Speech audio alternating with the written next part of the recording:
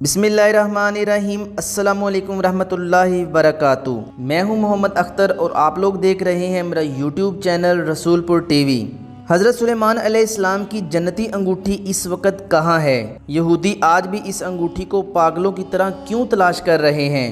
دوستو، آپ نے سلیمانی ٹوپی کا نام تو سنا ہوگا، لیکن کیا آپ جانتے ہیں کہ حضرت سلیمان علیہ السلام کی جنتی انگوٹھی کی اصل حقیقت کیا تھی؟ اس انگوٹھی پر کون سے الفاظ نقش تھے؟ اور سب سے حیران کن بات، یہ پر اسرار انگوٹھی حضرت سلیمان علیہ السلام کے ہاتھ سے ایک چلاک شیطان جن نے کیسے چرا لی؟ اور سب سے بڑا سوال، آج وہ انگوٹھی کہاں ہے؟ یہودی صدیوں سے اسے دیوانہ وار کیوں تلاش کر رہے ہیں؟ کیا واقعی یہ انگوٹھی کسی خفیہ جگہ پر چھپی ہوئی ہے؟ یہ سب کچھ آپ جانیں گے آج کی اس ویڈیو میں، اور ساتھ ہی ہم آپ کو جنات کی اصل حقیقت کے بارے میں بھی بتائیں گے۔ حضرت سلیمان علیہ السلام کی جنتی انگوٹھی کا یہ مکمل واقعہ مذہبی کتب میں یوں بیان ہوا ہے کہ حضرت سلیمان علیہ السلام ایک جنگجو شخص تھے، خشکی اور سمندر میں جنگیں لڑا کرتے تھے۔ انہوں نے کسی بحری جزیرے میں ایک بادشاہ کے بارے میں سنا جو بہت طاقتور تھا، تو حضرت سلیمان علیہ السلام اپنی فوج کے ساتھ، جس میں انسان اور جنات بھی شامل تھے، ان سب افواج کے ساتھ وہاں پہنچے۔ جنگ کے دوران اس بادشاہ کو شکست ہوئی اور وہ مارا گیا اور باقی اہل خانہ قید ہو گئے۔ ان میں سے ایک لڑکی بھی تھی جو حسن و جمال میں بے مثال تھی، اور یہ لڑکی مقتول بادشاہ کی بیٹی تھی۔ حضرت سلیمان علیہ السلام نے اسے اپنے لیے منتخب فرما لیا۔ آپ علیہ السلام اس کے پاس وہ فرحت محسوس کرتے جو کسی کے ہاں نہ پاتے، اور اپنی تمام ازواج پر اسے فوقیت دیتے تھے۔ ایک دن آپ علیہ السلام اس کے پاس پہنچے تو وہ کہنے لگی کہ مجھے میرے والد ان کی بادشاہت اور ہونے والا قصہ یاد آ رہا ہے اور میں بہت غمگین ہوں۔ آپ اگر مناسب سمجھیں تو اپنے جنات کو حکم دیں کہ وہ میرے والد کی صورت کا ایک مجسمہ بنا دیں۔ میں اپنے گھر میں اسے رکھوں گی اور صبح و شام انہیں دیکھوں گی۔ اس طرح امید ہے میرا غم دور ہو جائے اور میں اسے بھلا دوں۔ حضرت سلیمان علیہ السلام نے مجسمہ بنوایا۔ اس عورت نے اس مجسمے کو مزین کیا اور اسے کپڑے پہنائے اور بالکل اپنے والد کی حیت اور لباس کے مطابق کر لیا۔ جب حضرت سلیمان علیہ السلام اس کے گھر سے نکلے تو وہ ہر روز صبح و شام اپنی باندیوں کے ساتھ اس مجسمے کو سجدہ کرتی، اسے خوشبو لگاتی۔ حضرت سلیمان علیہ السلام کو اس بات کا علم نہ ہو سکا، حتیٰ کہ اسی طرح 40 دن گزر گئے اور بات محل سے نکل کر لوگوں تک پہنچ گئی، اور حضرت آصف بن برخیہ کو بھی اس کا علم ہو گیا۔ آصف بن برخیہ حضرت سلیمان علیہ السلام کے دوست تھے۔ یہ فوراً حضرت سلیمان علیہ السلام کے پاس آئے اور کہا، اے اللہ کے نبی، میں چاہتا ہوں کہ آج آپ کی اجازت سے لوگوں کو گزشتہ انبیاء کے حالات سناؤں اور اپنے علم کے مطابق ان کی مداح و اصلاح کروں۔ حضرت سلیمان علیہ السلام نے لوگوں کو جمع ہونے کا حکم دیا۔ آصف نے ان کے سامنے تمام انبیاء کرام کا ذکر کیا اور ان کی مداح کی، ان پر اللہ کے انعامات کا ذکر کیا۔ جب حضرت سلیمان علیہ السلام کا ذکر آیا تو اس نے حضرت سلیمان علیہ السلام کی نوجوانی اور بچپن کا ذکر کیا، ان کی فضیلت و منقبت بیان کی، اور نوجوانی سے آگے کا ذکر نہیں کیا۔ حضرت سلیمان علیہ السلام ناراض ہو گئے اور بعد میں انہیں بلوایا اور پوچھا کہ اے آصف، تم نے تمام گزشتہ انبیاء کے حالات و واقعات کا ذکر کیا اور ان کی مداح و ثنا بیان کی اور ان کا ہر زمانہ بیان کیا، اور میری باری پر تم نے محض میری کم عمری کے واقعات اور ان کی فضیلت بیان کی، اور بقیہ احوال پر تم چپ رہے، یعنی میری جوانی کے واقعات اور نبوت کے احوال۔ ایسی کیا بات ہے جو میری عمر کے حصے میں مجھ سے سرزد ہوئی؟ اس نے کہا، یہ وہ ہے کہ آپ کے گھر میں 40 دن سے غیر اللہ کی عبادت ہو رہی ہے اور محض آپ کی بیوی کی خواہش پر۔ تو حضرت سلیمان علیہ السلام نے حیرت سے پوچھا، میرے گھر میں؟ انہوں نے کہا، ہاں، آپ کے گھر میں۔ آپ نے فرمایا، انا للہ و انا الیہ راجعون۔ اب میں سمجھا کہ تم نے میری نبوت کے احوال اس خبر کی وجہ سے بیان نہیں کیے۔ پھر حضرت سلیمان علیہ السلام اپنے گھر آئے اور اس بت کو توڑ دیا۔ عورت اور اس کے ساتھ شریک لوگوں کی خوب خبر لی۔ پھر آپ نے صاف کپڑے پہنے اور تنہائی میں چلے گئے، مٹی پر بیٹھ کر اللہ سے معافی مانگنے لگے، زمین پر گر کر روتے رہے اور عاجزی کے ساتھ توبہ و استغفار کرتے رہے، اور کہتے جاتے کہ اے میرے پروردگار، یہ تیرا کیسا امتحان ہے کہ آل اولاد کے گھر میں غیر اللہ کی عبادت ہوتی رہی اور تیرے غیر کی عبادت میرے گھر اور اہل خانہ میں گھس آئے۔ آپ برابر اسی طرح کہتے رہے حتیٰ کہ شام ہو گئی تو گھر لوٹ آئے۔ آپ کی ایک باندی تھی جس کا نام امینہ تھا۔ آپ کا معمول تھا کہ آپ جب بیت الخلاء جاتے یا آپ اپنی ازواج کے ہاں مصروف ہوتے تو آپ اپنی اپنی انگوٹھی امینا کے پاس لکھوا دیتے، یعنی سلیمان علیہ السلام کے پاس جو انگوٹھی تھی اس پر اللہ کا نام لکھا ہوا تھا، اور آپ اپنی انگوٹھی کو پاک حالت میں چھوتے تھے، اور اللہ تعالیٰ نے بادشاہت کا راز اسی انگوٹھی میں پوشیدہ کر رکھا تھا۔ وہ اب کہتے کہ ایک دن حضرت سلیمان علیہ السلام وضو کے ارادے سے تشریف لائے تو اپنی انگوٹھی اپنی خادمہ امینا کے پاس رکھوا دی، اور سخر نامی جن آیا اور آپ سے پہلے وضو خانے میں داخل ہو گیا۔ آپ قضائے حاجت کے لیے تشریف لے گئے اور یہ شیطان آپ کی شکل و صورت بنا کر اپنی داڑھی جھاڑتا ہوا باہر نکل آیا، اور سلیمان علیہ السلام میں شکل و صورت کا کوئی فرق محسوس نہ ہوتا۔ سخر نامی جن نے کہا کہ امینا میری انگوٹھی لاؤ۔ امینا نے حضرت سلیمان علیہ السلام سمجھ کر ان کی انگوٹھی سخر نامی جن کو دے دی۔ وہ شیطان جن انگوٹھی لے کر حضرت سلیمان علیہ السلام کے تخت پر جا بیٹھا، اور جنوں انس اس شیطان سحر کے تابع ہو گئے۔ پھر جب حضرت سلیمان علیہ السلام اپنی حاجت سے فارغ ہو کر باہر نکلے اور آپ نے کہا امینا میری انگوٹھی لاؤ، اس نے کہا آپ کون؟ آپ نے فرمایا میں سلیمان بن داؤد ہوں۔ اس وقت آپ کی حالت بدلی ہوئی اور رونق غائب تھی۔ امینا بولی تم جھوٹ بولتے ہو، سلیمان اپنی انگوٹھی لے جا چکے اور اپنے تخت پر بیٹھے ہوئے ہیں۔ حضرت سلیمان سمجھ گئے کہ وہ اپنی غلطی کی پکڑ میں آ گئے ہیں۔ حضرت سلیمان علیہ السلام اپنی جان کے خوف سے بغیر جوتی اور ٹوپی کے وہاں سے نکل پڑے، صرف کرتا اور تہمت پہنا ہوا تھا۔ آپ راستے پر بنے ایک گھر کے پاس سے گزرے، اس وقت بھوک، پیاس اور گرمی نے آپ کا برا حال کر رکھا تھا۔ آپ نے اس گھر کا دروازہ کھٹکھٹایا، ایک عورت نکلی، اس نے پوچھا کیا ضرورت ہے؟ آپ علیہ السلام نے فرمایا کہ ایک گھڑی مہمانی۔ آپ دیکھ رہی ہیں کہ گرمی کی شدت سے میرا کیا حال ہے، میرے پاؤں جل رہے ہیں، بھوک اور پیاس انتہا سے زیادہ ہے۔ اس عورت نے کہا کہ اس وقت میرا شوہر گھر نہیں اور میں کسی غیر محرم کو اپنے گھر میں نہیں بٹھا سکتی، تو آپ باغ میں چلے جاؤ، اس میں پانی اور پھل موجود ہیں، پھل کھاؤ اور ٹھنڈک حاصل کرو۔ جب میرا شوہر آئے گا تو میں آپ کی مہمانی کی اجازت لوں گی، اگر اجازت دی تو ٹھیک ہے، نہیں دی تو تم اللہ کا دیا رزق تو کھا چکے ہوں گے۔ حضرت سلیمان علیہ السلام باغ میں داخل ہوئے اور نہا کر آپ سو گئے۔ وہاں مکھیاں آپ علیہ السلام کو تنگ کرنے لگیں کہ اچانک ایک کالا سانپ آیا اور حضرت سلیمان علیہ السلام کے پاس آ کر وہاں سے مکھیاں بھگانے لگا۔ اتنے میں عورت کا شوہر آ گیا اور عورت نے اس مہمان کے بارے میں بتایا۔ وہ ان کے پیچھے باغ میں آیا تو سانپ اور اس کے کام کو دیکھا اور اپنی بیوی کو بلا کر اسے بھی یہ تماشا دکھایا اور بولا یہ حیرت انگیز منظر دیکھو۔ اس نے بھی دیکھا۔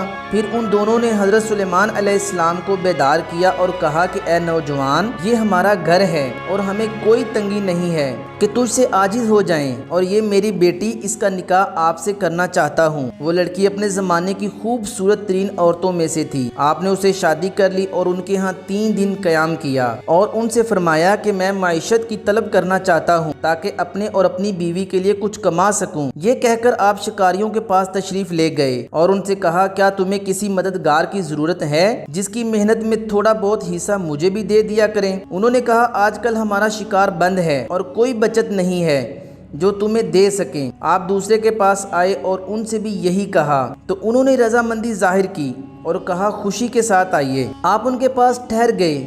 انہی دنوں لوگوں نے اس جیلی سلیمان کی حکومت اور اس کے افعال کو برا سمجھنا شروع کر دیا۔ جب اس خبیث جن نے یہ دیکھا کہ لوگ متنفر ہو رہے ہیں تو یہ انگوٹھی سمیت بھاگ گیا اور انگوٹھی دریا میں پھینک دی۔ روایات میں آتا ہے کہ 40 دن انگوٹھی اسی شیطان کے پاس رہی۔ مروی ہے کہ وہ حضرت سلیمان علیہ السلام کی کرسی پر بیٹھا تو اس کے قریب سارے جنوں انس جمع ہو گئے۔ وہ ہر چیز کا مالک بن بیٹھا مگر آپ کی عورتوں پر مسلط نہ ہو سکا، اور ان دنوں حضرت سلیمان علیہ السلام لوگوں سے مہمانی کا مطالبہ کر رہے تھے کہ میں سلیمان بن داؤد ہوں، مجھے کھانا کھلاؤ، تو لوگ انہیں واپس کر دیتے اور کہتے کہ تیری یہ حالت کافی نہیں ہے کہ جو حضرت سلیمان علیہ السلام پر جھوٹ بولتا ہے، اور سلیمان تو اپنی بادشاہت پر براجمان ہے۔ حتیٰ کہ حضرت سلیمان علیہ السلام تھک گئے اور مصیبت شدید ہو گئی۔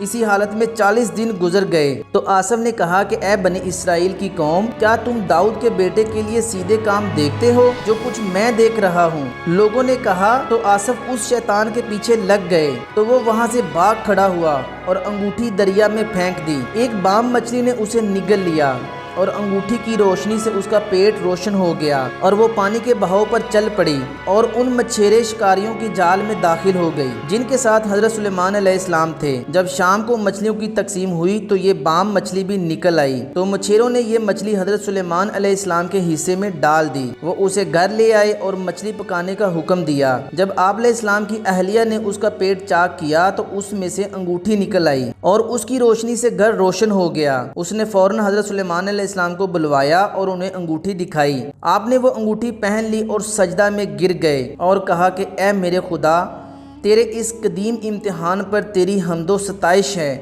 اور آل داؤد سے اچھے برتاؤ پر حمد ہے۔ میرے خدا، تو نے آل داؤد کی ابتدا نعمتوں سے کی اور انہیں کتاب اور نبوت عطا کی، تیرا شکر ہے۔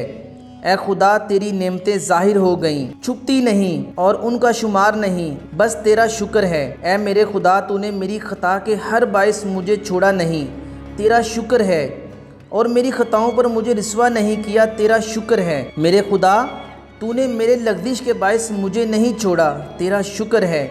اے خدا، اپنی نعمتیں مجھ پر تمام کر دے، جو کچھ ہوا اسے معاف فرما اور مجھے ایسی سلطنت عطا فرما کہ میرے بعد کسی کو ایسی نہ ملے۔ یہ واقعہ قرآن کریم کی ایک آیت میں ہے۔ اکرمہ سے مروی ہے کہ جب سلیمان علیہ السلام سے بادشاہی چھینی تو اس نے ان کے گھر والوں کو وہاں سے اٹھا دیا تھا اور اسے مملکت کی وسط میں پہنچا دیا تھا، اور سلیمان علیہ السلام اس انگوٹھی کو ابھی تک پہن نہ سکے تھے کہ اللہ تعالیٰ نے ان کی بادشاہت لوٹا دی۔ ناظرین، یہاں یہ بھی جان لیجئے کہ سلیمان علیہ السلام پر اللہ کی ان بے شمار نعمتوں کی فراوانی کا ایک سبب یہ بھی تھا کہ سلیمان علیہ السلام خدا کے شکر گزار بندوں میں سے تھے۔ اللہ نے سلیمان علیہ السلام کی اس شکر گزاری والی دعا کو قرآن مجید میں یوں بیان کیا ہے کہ اے میرے رب، مجھے توفیق دے کہ میں تیری ان نعمتوں کا شکر ادا کر سکوں جو تو نے مجھے اور میرے والدین کو عطا کی، اور اس بات کی توفیق دے کہ میں ایسے اچھے اعمال کروں جو تیری رضا کا باعث ہوں، اور مجھے اپنی رحمت کے ساتھ اپنے نیکوکار بندوں میں داخل کر دے۔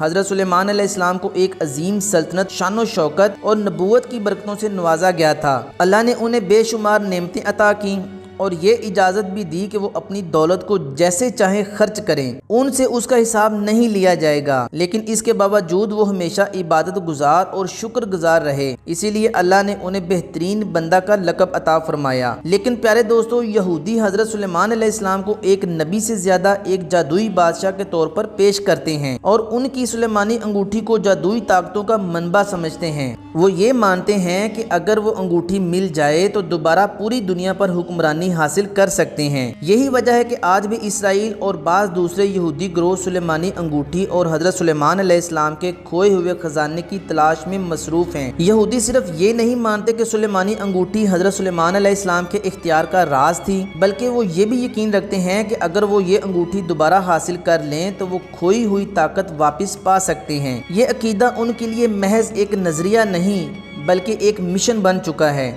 وہ سمجھتے ہیں کہ اس انگوٹھی کے ذریعے وہ جنات کو قابو میں لا سکتے ہیں، ہواؤں پر اختیار حاصل کر سکتے ہیں، خزانے کھول سکتے ہیں اور دنیا پر حکمرانی کا حق واپس لے سکتے ہیں۔ یہی وجہ ہے کہ یہودی آج بھی حضرت سلیمان علیہ السلام کے کھوئے ہوئے خزانے اور خاص طور پر سلیمانی انگوٹھی کی تلاش میں لگے ہوئے ہیں۔ یہودیوں کے عقیدے میں ہیکل سلیمانی کو خاص مقام حاصل ہے۔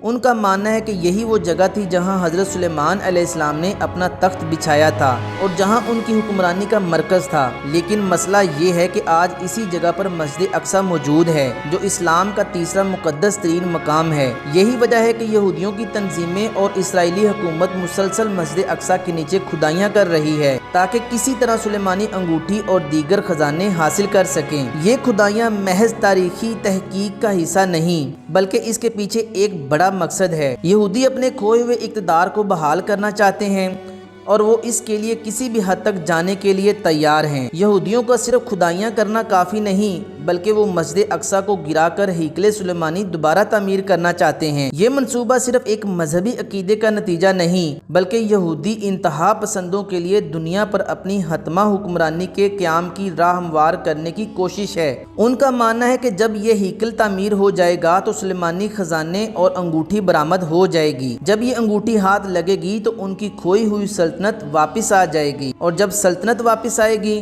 तो पूरी दुनिया पर यहूदियों की हुक्मरानी कायम हो जाएगी। ये वो ख्वाब है जिसके लिए वो हर मुमकिन कोशिश कर रहे हैं। मस्जिद अक्सा के नीचे खुदाइयाँ कर रहे हैं, आलमी ताकतों को अपने साथ मिला रहे हैं और खुफिया मंसूबे बना रहे हैं। बल्कि यहाँ एक और चौंका देने वाला पहलू सामने आता है। क्या ये सब कुछ दज्जाल के एजेंडे का हिस्सा है?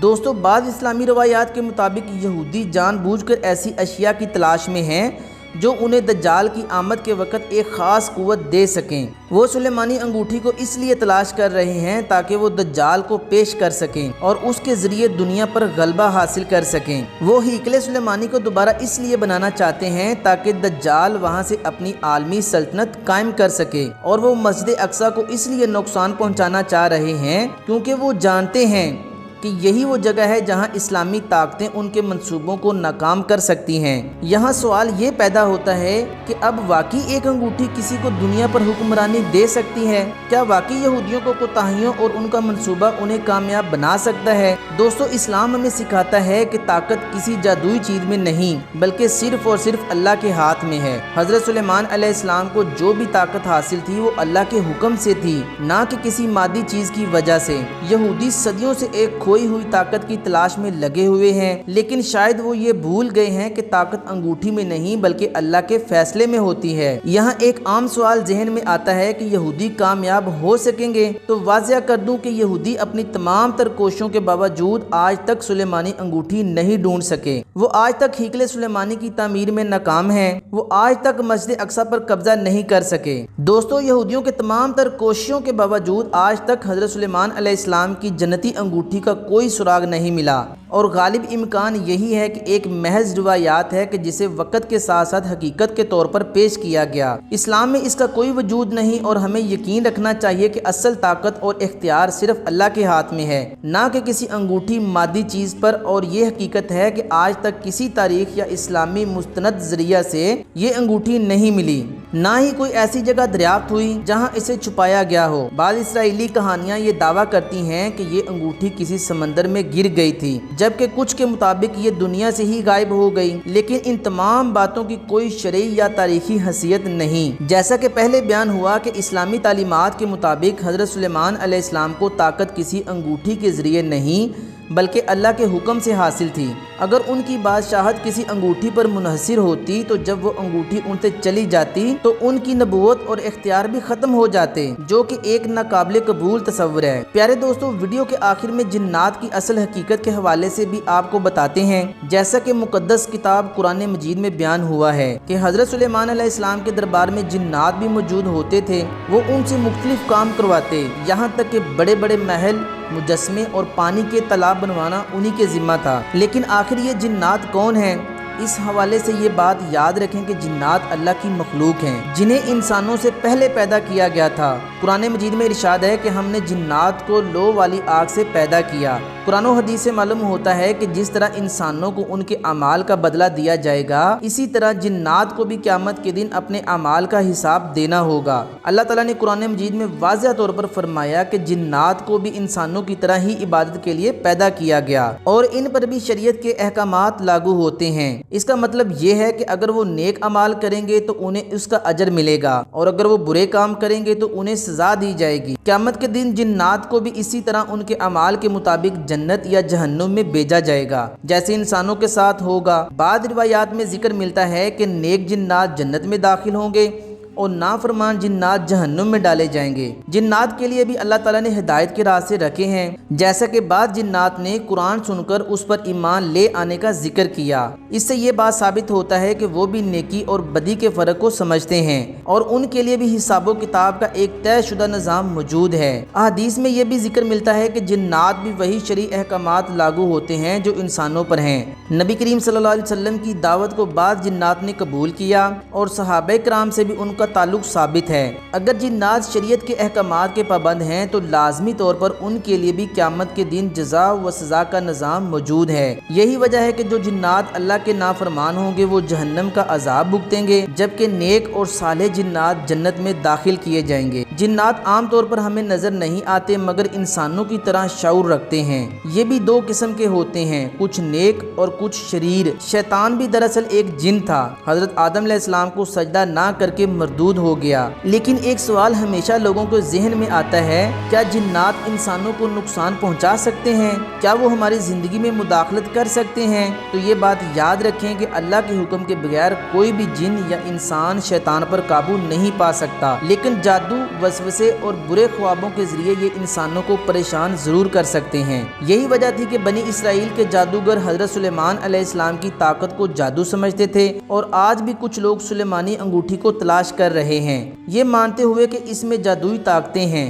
लेकिन हकीकत ये है कि हज़रत सुलेमान अलैहिस्सलाम की ताकत उनकी अंगूठी में नहीं बल्कि अल्लाह के हुक्म में थी। यही वो गलत फहमी है जिसकी वजह से आज खुफिया तंजीमें और इसराइली गिरोह सुलेमान अलैहिस्सलाम के खोए हुए खजाने और अंगूठी की तलाश में सरगर्दा हैं ताकि वो दोबारा दुनिया पर हुकूमत हासिल कर सकें। ये हकीकत है, शैतान और जिन्नात इंसान को गुमराह करने की कोशिश करते हैं मगर कुरान और हदीस में इनसे बचने के लिए भी तरीके बताए गए हैं। रसूलुल्लाह सल्लल्लाहु अलैहि वसल्लम ने फरमाया कि शैतान इंसान की रगों में खून की तरह दौड़ता है, इसलिए जब तुम गुस्सा महसूस करो तो अल्लाह का जिक्र करो। और जिन्नात के शर से बचने के लिए हमें आयतुल कुर्सी की तिलावत, सूरह फलक, सूरह नास पढ़ना चाहिए। बिस्मिल्लाह पढ़कर दरवाजे बंद करना, नबी सल्लल्लाहु अलैहि वसल्लम की सिखाई हुई दुआएं पढ़ना। दोस्तों, जैसा कि पहले बयान हुआ कि हजरत सुलेमान अलैहिस्सलाम को अल्लाह ने बेमिसाल हुक्मरानी अता की, पूरी दुनिया पर उनका इख्तियार था। हवाएं, परिंदे, जानवर, हत्ता के जिन्नात भी उनके ताबे थे, मगर उनकी असल ताकत किसी जादू या अंगूठी में नहीं थी,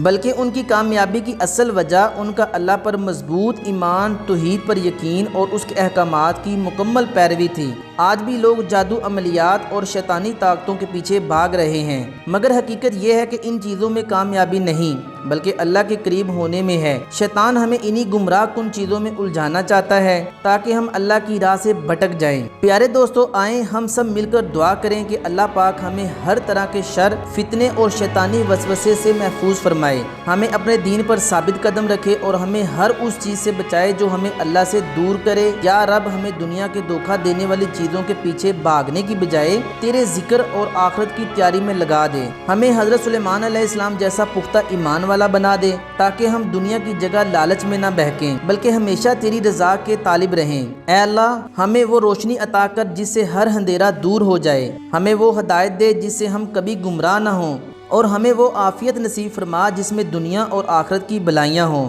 आमीन या रब्बुल आलमीन। कमेंट सेक्शन में अपनी राय का इजहार ज़रूर कीजिएगा। आपकी राय हमें आइंदा मज़ीद बेहतर मवाद पेश करने में मदद देती है। प्यारे दोस्तों, अगर आप चाहते हैं कि ये सच ज़्यादा लोगों तक पहुँचे तो इस वीडियो को शेयर ज़रूर कीजिएगा। ये थी हमारी आज की वीडियो। हम उम्मीद करते हैं कि आपको हमारी आज की ये वीडियो ज़रूर पसंद आएगी। अगर आपको हमारी आज की ये वीडियो पसंद आई है तो आपसे गुजारिश करते हैं आप हमारे चैनल को ज़रूर सब्सक्राइब कर लें और साथ ही लगे बेल के बटन को भी प्रेस कर लें ताकि आपके पास हमारी आने वाली मजीद मालूमाती वीडियोस का नोटिफिकेशन बर वक्त मिलता रहे। सब्सक्राइब के साथ साथ हमारी वीडियोस को लाइक भी करें और अपनी कीमती राय का इजहार कमेंट्स में ज़रूर करें। कमेंट्स में आप अपने सवालात भी हम तक पहुँचा सकते हैं। अल्लाह ताला आपको अपने हिफ्ज़ ईमान में रखे। आमीन या रब्बुल आलमीन। अगली वीडियो तक के लिए इजाज़त दीजिए। खुदा हाफिज़।